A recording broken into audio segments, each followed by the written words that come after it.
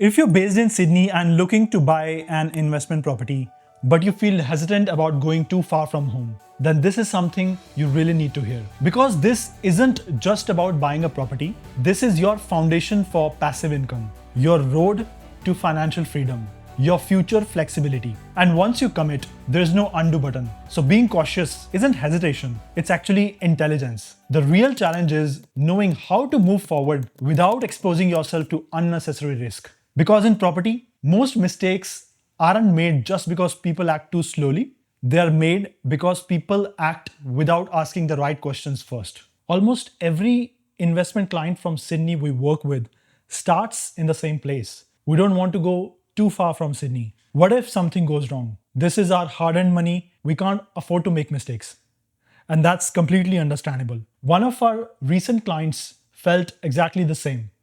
They are rent vesting in Sydney, living closer to work. But realistically, any quality property near the Greater Sydney has already crossed $1.3 million mark. They didn't want speculation, they wanted structure, predictability, and a long term plan. So we started off with the numbers, but didn't stop there. We agreed on a maximum purchase price of 750K, taking into consideration their balance and leaving aside some buffer, a minimum rental requirement of 650 per week. The numbers stacked up really well, but that wasn't enough on its own. As we went a bit deeper, the buyers shared a latent need that is long term. They wanted the option to live in the property themselves. They're currently investing in Sydney, but looking ahead to retirement, the idea was that the property could potentially become their future home. That's when the strategy shifted. So, what started off as investment could eventually turn into a genuine lifestyle outcome. Close enough to Sydney, peaceful, livable, somewhere they would actually enjoy being. We don't ignore those subtleties because that's exactly where the long term regret usually starts. With that clarity, we assessed suburbs through two lenses. The first is investment fundamentals, which is capital growth, rental pressure, owner occupied demand, and supply constraints. And the second is, of course, long term livability. Because the properties people genuinely want to live in tend to hold value and recover faster through different growth cycles. We deliberately avoid markets that only look good on spreadsheet but fail once proper due diligence is applied. Within the broader Central Coast region, the area we selected stacked up really well on the fundamentals. The owner occupiers make up around 71% of the area, which supports a genuine long term demand. Rental vacancy rate was extremely low at 0.76%. The for sale supply of the properties was extremely tight as well, with less than 0.7% of the properties currently available for sale. The future supply is also very limited.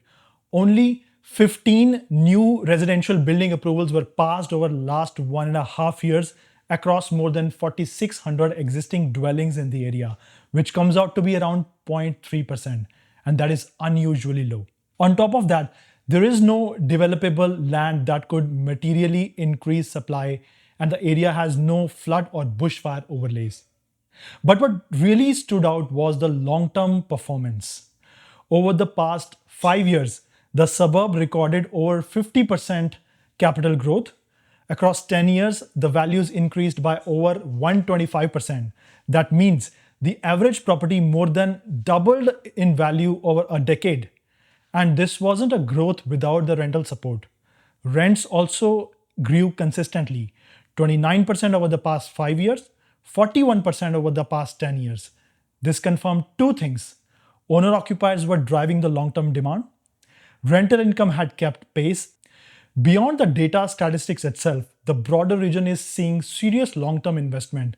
A major healthcare and hospital projects, new retail and employment hubs, expanded education facilities, and large scale infrastructure upgrade. All of this points to sustained jobs, services, and demand over the long term. That's when the opportunity presented itself. A 3 bedroom, 1 bath house on 357 square meters of land, around 90 minutes from Sydney CBD. But the differentiator wasn't just the specs, it was the lifestyle. The property is a 5 minutes walk to the lake, surrounded by a relaxed, close knit community, close to the local shops, cafes, and a primary school. appealing to families and retirees. It offered something rare, livability without Sydney level pricing. Even more interesting, there was no real estate agent involved. It was a direct to seller transaction because there was no selling agent. The sellers relied on a professional, structured process to guide the transaction. We effectively coordinated everything and end to end inspections, communication, and negotiations, keeping things transparent and efficient for everyone involved. The building and pest inspection allowed us to negotiate a $4,900 reduction without creating any friction. At the time, the suburb's average vendor discount was -3%, meaning the sellers were typically achieving above the asking price. Despite that, we still negotiated the price down. Final purchase price approximately $696K, below suburb benchmarks and aligned with both investment and retirement objectives. The property was advertised for rent. It was leased within 1 week of its advertisement during the unconditional phase itself at $650 per week, exactly as planned. Now, let's hear from the buyers themselves. Congratulations. Thank you. How do you like the property? The property is really nice. 3-bedroom, about 357 square meters, with a garage at the front. And look, for us, it was the suburb. So yeah, the location is really central and not too far from the city. So anyone who wants to still work in Sydney and sort of enjoy the lifestyle, they get both. That's good. So how do you plan to use this property? We'll use it for investment, but down the line, there is a possibility that we might transfer and maybe we move here ourselves. So we'll see. Perfect.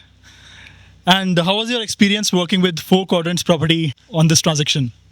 Now, look, the experience was really good. I know Manish from before as well, but yeah, he really helped us define the suburb selection, listen to what we wanted, and helped us negotiate on the transaction as well. So we got some money off of our purchase as well, so which was good. So overall, a very good outcome. So the outcome looked like this: strong rental yield, proven long-term capital growth, lifestyle appeal for the future owner occupation, a strategy aligned with both financial and personal goals.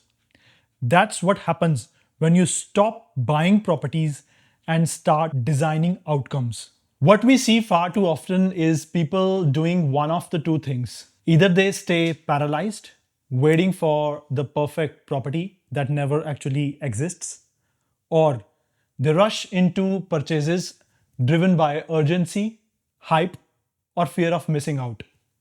Both approaches destroy outcomes. Good property investment isn't about speed, it's about process. Your investment deserves clarity, patience, and rigorous independent due diligence. Because a bad property is expensive, but a bad decision made without due diligence can quietly set you back years. We spend far more time trying to disqualify the properties than we do trying to buy them, because that's how the real risk management actually works. We work with professionals who are time poor, analytical, and serious about getting this right the first time. We don't sell properties. Our job is to bring clarity to the property decisions, both in short term and over the long term. So if you're thinking we want growth without reckless risk and we want clarity before committing, then the next step is simple.